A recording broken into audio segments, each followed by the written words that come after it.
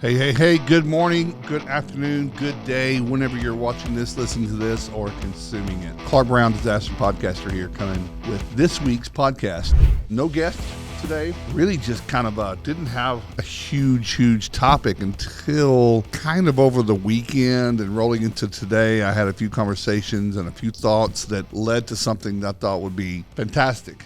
I always start the show with a shout out to a restorer and just random. I want to give a shout out to restoration contractors that I think that are in the top 8% of the country, do everything right, really do most things right. Obviously, no one's perfect, but I'd like to reach out and, shout out to Chad Turkett from Cumming, Georgia with WRS Water Restoration Company in Cumming, Georgia. Fantastic operator, completely by the standards, only does solid work that leads from integrity, won't work with the wrong people. Just Chad does everything really well as a contractor, but where he goes above and beyond is over the last 4 or 5 years since I've known Chad, I probably can't think of another peer that has done more for other restorers. And that really puts people really high up on my list. And he's going to be so embarrassed that I'm talking about this. So if you know Chad, he's going to be upset that I was talking about it. But I believe that if you do good things, whether you say it yourself or not, there's a responsibility to spotlight that because it inspires other people to do the same thing. So I'll give you 2 examples. Chad he's got a network of people that he works with,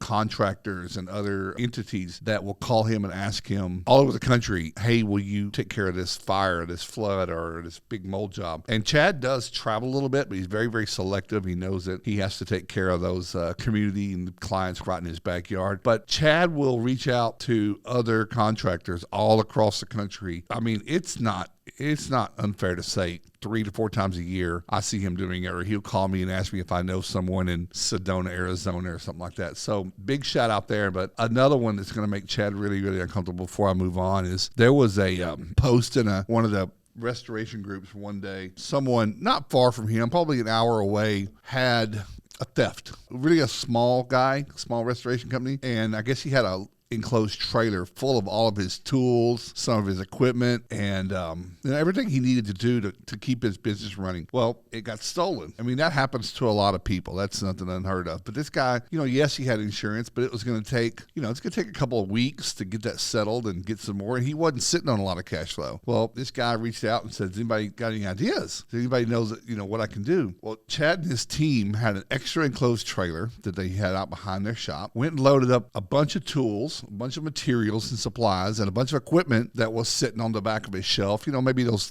pieces that are older that you just keep for the big floods. And loaded this thing up, delivered it out there to this guy. Didn't know him, and said, "Here you go, man." This guy was clearly was so grateful. And I believe to this day they're still friends. The guy, he got reimbursed and purchased his own equipment, and that inspired him to grow to be a different kind of contractor. What he thought this industry was all about, he was wrong. Obviously, he repaid that debt, and things they work together from time to time. So that's the character of Chad. So I just like to make sure I shout out to people that probably would never talk about themselves in such a way. I just want everyone else to know that there are a lot of really great people out there. So Chad, keep on doing what you're doing. Blitzer today, I've got a few things I want to talk about, but the first thing that kind of is going to capture everything I'm going to be talking about today was last week. Those of you listening on audio, you might need to hop over to to YouTube and watch this video on Disaster Podcaster, but I'm going to share on my screen an image that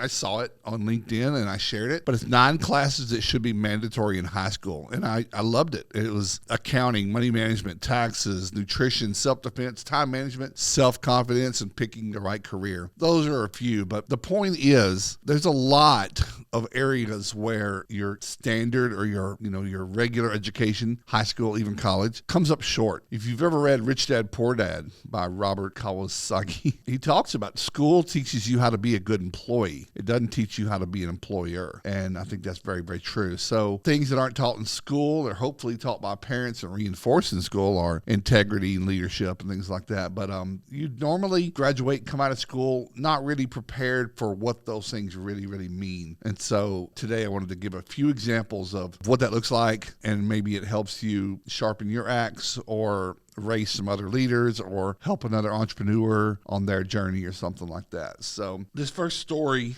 I'm going to leave the names out. I don't like to throw people under the bus. I like to use failures or inadequacies with as much tenderness as I can, because they're the lessons that we learn to move forward. And unfortunately, someone's failure can be someone else's win. So last year, right around the time Hurricane Ian landed upon Florida, I was hired by a pretty large GC to come down to Florida. And the guy had been like messaging me for a few months, and we talked about some philosophies and principles. And like I said, more of a GC. He was trying to get more into the mitigation, fire and water drying. He'd done a little bit, but he wanted to put an official division together for his company there. And I went down and did I was there. It was a month long. It was a 3-week or a month long agreement, because again, Hurricane Ian, let's see if we can't get this thing turned around and find some opportunities. And, nice enough guy. I think we all have personality traits that probably come from something in our life. Something has caused us to have those not so savory characteristics. And I have those. I have parts of my personality that I really, really work on, and I try hard to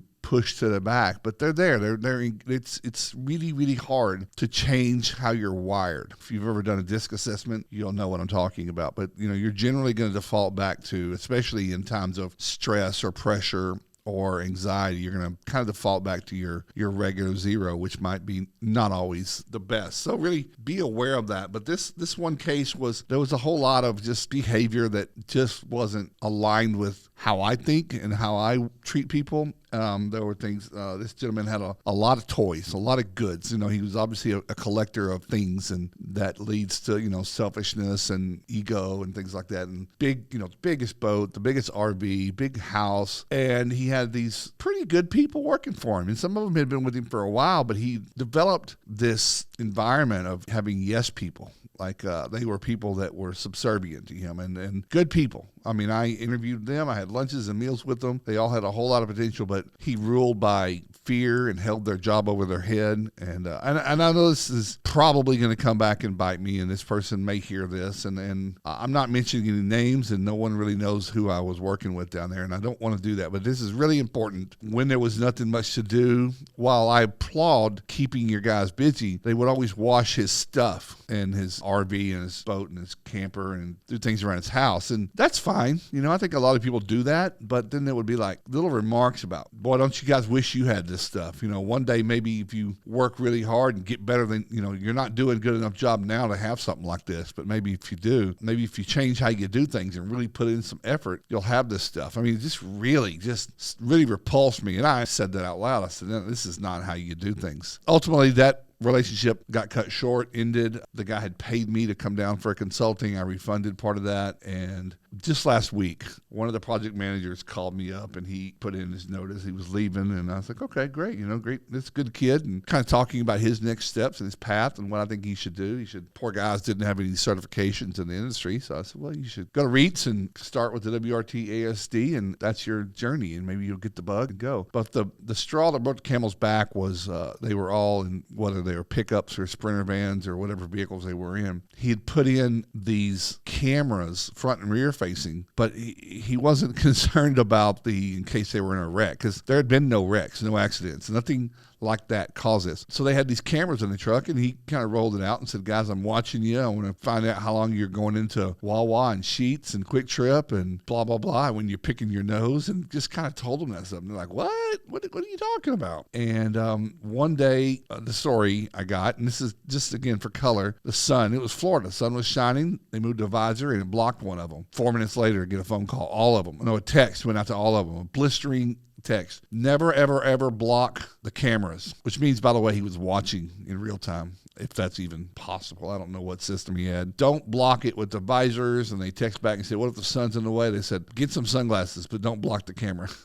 I say that to say this. Don't be an asshole. Don't be a micromanager. I mean, it's just, if you don't trust people to drive your vehicles, then you probably hired the wrong people. It's time to look at your hiring practices and start over and do better. But I don't get the sense that these guys deserve that. But that's just not somebody that's going to go very far. It's just it. So we're talking now like that picture said, integrity, you can't teach that in school. You can't unteach it either. It's really hard to take that away. But I want to talk more about integrity and character and vision of how you're acting. And I literally was in the shower this morning and thinking about this topic, and if I had any examples of where I probably could have taken a wrong turn in this conversation, and I did. I think the year was 2010.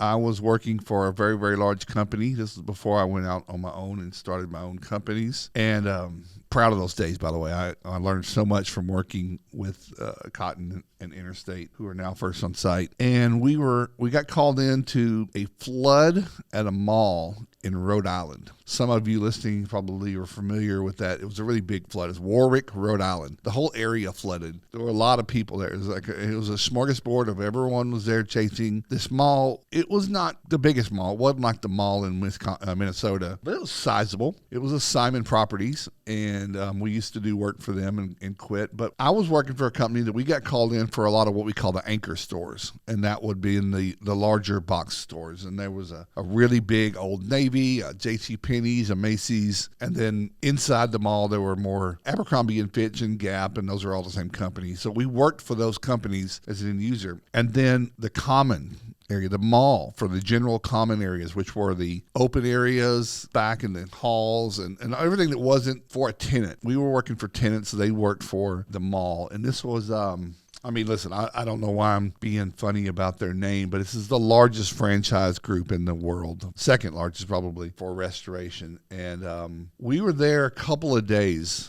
And we got our feet under us. It was a lot going on. It was a category 3, of course. It was flood. It was mud. And we were doing demo and cleaning and drying. And I had I think we had like seven or 8 projects going. I was overseeing all of them as a director. And, a couple of the project managers were more seasoned and a couple were brand new. They were getting their first stab at running like we had a little jewelry store. Well, I'd give that to a junior leader, a supervisor, and said, hey, this is your project. Here's the scope. Keep in touch with me. I'm on site. We had a little small little office trailer dropped so we could office out of that. And I started hearing this murmuring from some of my PMs on the two-way radio, and they would come to the office and turn in paperwork and would kind of be jawing back and forth with each other. And there was just some agitation, and I overheard it, but I generally stayed out of things until I was asked to get involved or someone asked me. I generally run things with a delegation and a decentralized command approach. And I kept hearing this thing, and finally one of the project managers said, hey Clark,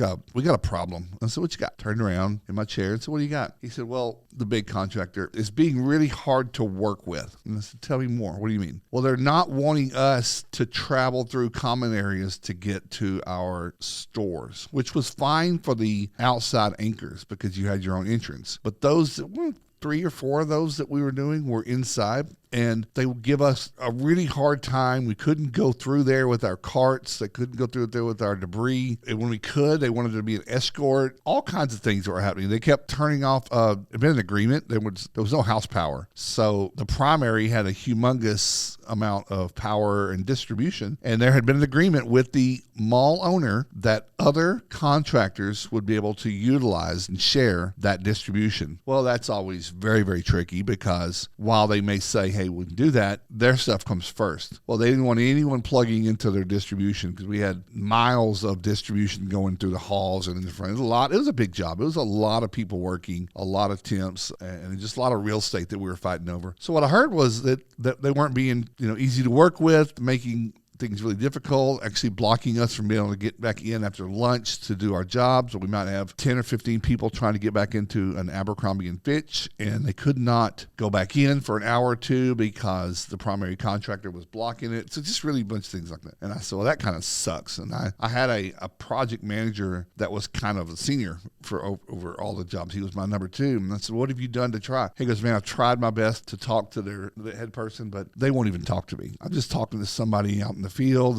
another project manager, and he's just too bad, right? He's just being a little arrogant, a little egocentric. I said, okay, well, do me a favor. I said, go back and see if you can't set up a meeting between myself and whoever their top guy is, or a girl. I don't know who it was. At that point, I wasn't aware. I said, see if you can set that up. He said, 10-4, got it. Runs off and comes back pretty, an hour later and said, hey, I put the word out, and that, they told me they're busy. I said, I bet they are. They're busy. So I waited a little while. I said, well, keep at it, and let's just see if we can make this happen, because we can't go another day with this happening. And, part of me was sitting there saying, well, I'm just going to go to the ownership group, the people that own the mall, and just let them deal with it, right? Just tell them, look, we're being blocked and inhibited from finishing our work. It's hurting your property and your tenants. But I was like, I'm not going to be that bitch. That's a bitch move. I wanted to overcome this. And I asked my project manager, I said, I think this was the end of that day and it did not happen. I said, hey, what do you think? He goes, I don't think they're going to talk to us and we're just going to have these problems. And I said, well, that's not acceptable. I said, well, is it okay with you? Because I didn't want to steal his command. I said, is it okay with you that if I go and try to jump into the middle of it myself? He said, no, absolutely. That's what I need you to do. This was about 6 o'clock, 7 o'clock. And I drove around the building, around this mall, and they had a big command center set up. They had a big tent, a big circus tent that was their food. They had food for all their people and things like that. And I went around there and I saw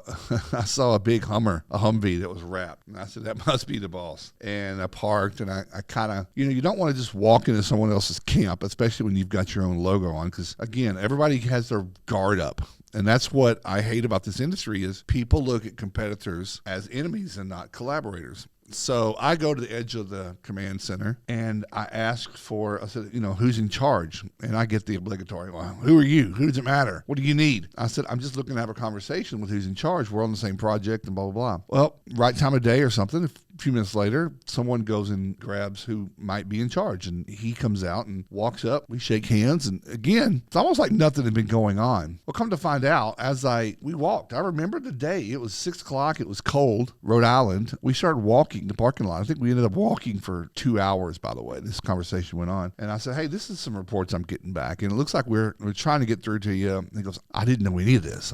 I didn't know that you were trying to get a hold of me. And I certainly didn't know that my team was making things difficult. That didn't come from me. And he was shaking. He was upset. And he's like, I'll handle it. And I said, no, I appreciate it, man. I said, I really do. I said, because what we have here is we both have a mutual customer. And this is the case in your claims right now. You've got an adjuster. You've got yourself. You might have a property manager, a PA, whoever the MIPs, mutual invested parties are. Everyone works for the policyholder, the claimant, the owner of the building, or whoever's on your contract. We're all trying to do a job for them. In this case, they were just trying to get this mall back open. Well, the mutual client, the stores that I was working in, the anchor stores, were clients of his. So if his client, he knew this immediately, he said, if my client found out that we were stalling, allowing those people to get back open that they serve, that would be a problem. And that would not shine a good light on our professionalism. I said, well, I tend to agree with you. So we talked about it, made a plan, and he agreed that, that evening he's going to call in all of his project managers and whatever levels of delegations that he had and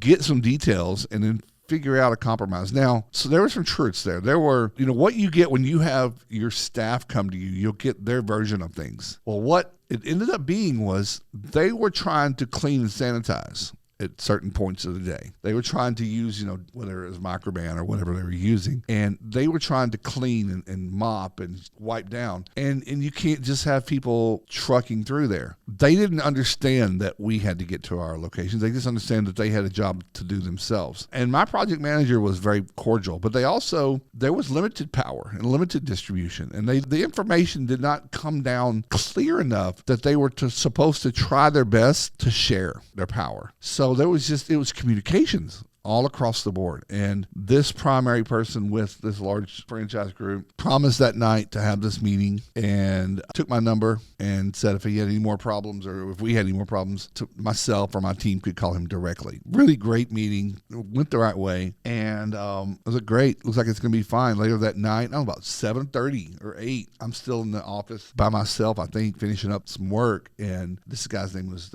Dennis, came by and knocked on the door and said, hey, this is wrapped up with my team. The meeting went great. Some people fought me a little bit and they didn't understand the bigger picture, but once I explained it, they did. He goes, I know I have the right people on site. And I'm like, great, appreciate you doing that. He goes, you shouldn't have any more problem. I think they want to work on some timing. They'd like to know what your schedule is going to be. So what we propose is could twice a day, we go around this entire mall because there was a lot of contractors. Why don't we have, and this was his idea, why don't we have an all contractors meeting, like a tailgate meeting, so we can all be on the same page about when we need access to things, when we are bringing in more people or heavy equipment. And I said, I love the idea. He goes, well, tell you what, let's go to dinner tonight, you and I, and formulate a plan. So we went to dinner. Somebody who hours before everyone thought was our enemy has now become a dinner partner. And I remember us arguing over who was going to pay, and we paid we paid ourselves and for each other. We ended up having everyone but one contractor. We just couldn't find. I mean, who was on site were not the people to be having meetings, and I don't know where these were small jobs. So, but for the most part, we had this daily. It started out 2 days. It ended up being way too much. And once a day, we just kind of had a brief gathering at 7 in the morning. Who's working where? What do you need today? Boom, boom. It really, really, really, really just changed everything. And so this is not just a lesson in how to run a large loss, which it is, by the way, because large losses are no different than small losses. They're just bigger. But how to communicate and how to work through these things. So fast forward, that guy became, this was in 2010, this guy became the rest of my career, even to now, a very close friend and ally. And he and I have had multiple opportunities to work with each other on several different fronts. It leads to jobs that we couldn't get to or getting some help. And when I broke away and kind of went solo and built and sold my company, I became a consultant. This person had become a corporate employee at corporate of this franchise. And they had an initiative that they were trying to solve. And they hired me for a 1-year plan on a contract basis to help them with this little thing that I was perfectly capable of and qualified to do. It was a very, very lucrative project for me. It was a very good experience for me to help do something of this size and things like that. So that was an opportunity that probably never would have happened for them or I. And to this day, the work that we did for that year is still making a substantial difference in their growth, their ability to be profitable and work together as a franchise group and things like that. So we worked on a few different things there. That those things wouldn't have been available or if even ever come in fruition about that. So, and then of course, my friendship with Dennis, who knows what else is going to, it's a garden, it's feeding a lot of people, but who knows what's going to grow out of this thing in the future. And I just think that is not something most people there are wanting to fight. And everybody wanted to get their egos and be flashy about who's bigger than who. And none of that was going to help. It would have made you feel better for a nanosecond there, but I don't think anybody really wanted to do that. So we worked it out, and it's the best story I could think of as it ties to integrity. And it kind of comes back again. I think I've said on this podcast that last year I reread Dale Carnegie's How to Win Friends and Influence People. And I think every owner, leader, manager should read that book. They should also buy a copy of that book for everyone that works for them. I read that book just out of college at 24, 25, and then I reread it last year at 50.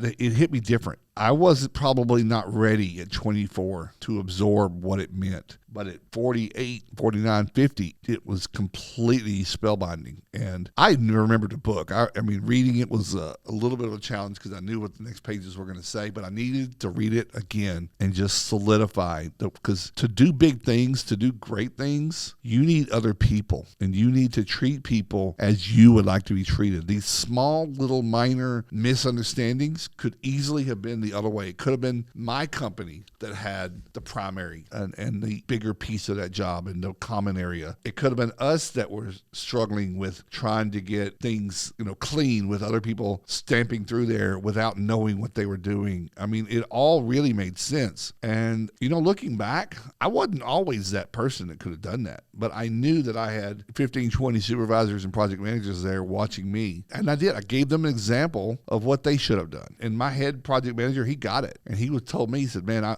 he's gone on to do the same things. And he worked for me in Hurricane Sandy. And we used that story to get some things done down in Lower Manhattan with lots of contractors working around there. So working with your peers on a job sometimes can be as important as working with your customer. The peers that you work with, the collaborators in your industry, you're going to work with for a very long time. Usually your customer, it's a once and done. So you're not going to see them a lot of times unless the property floods and has a fire often, which I hope it doesn't. But I just wanted to bring that in and wrap it all back around to the stories I told you, the picture I showed you. Integrity, professionalism, leadership. If you have them, make them better. If you don't have them at all, find a way, find a mentor, find something in you, but you're not going to make it far in this industry, in this world without those things. I had someone reach out to me on Facebook this weekend with a lot of drama, but I'm not even going to bring that up. But it was just a real lack of professionalism, a whole lot. It was a completely screwy thing. Social media has become such a toxic piece. I mean, we're leaving social media. That's just all there is to it. Restoration Advisors, we're moving over and we're doing something different. Stay tuned for that. But it's not good. It's not good for people trying to do some things here like we all are. And the narrative is wrong. The whole nature of social media is bad. But listen, integrity, leadership, professionalism. If you know what the right thing to do is, this world that we're in right now wants to try to take that away from you. The toxicity of your attention that they're trying to get will lead you to this belief that things are scarce and there's not an abundance. Don't believe it for a fucking minute, okay? There's a lot of work out there, and there's a future so bright and so strong that you can't even imagine. So what you do today, please just realize that it may have long-term repercussions or benefits that help you, your company, and those around you. That's it. That's just kind of the podcast I had today. I didn't have a guest. I have a guest coming on in a few weeks that's really going to be fun, but I've just been working on the scheduling, as you can imagine. Just like yours, the schedules have been tough. But we've got some good guests coming on, some good topics. But tune in to Disaster Podcaster. Share with other people. I posted last week. We're not looking for the most listeners. We're looking for the best listeners. We want people who listen, engage, take action, and will actually add to our conversation and do their own thing and just contribute to this crazy industry. That's it for me. Have a great week. We'll catch up with you. I think we're doing these every 2 weeks now. We were doing weekly podcasts. You're going to start hearing this every other week. So get on our schedule every other Friday. I think 10 o'clock Eastern is when we drop these. But just every week was getting to be a whole lot. And I think we can do a lot better with spreading them out a little bit more. Take care. Have a great week. Talk soon.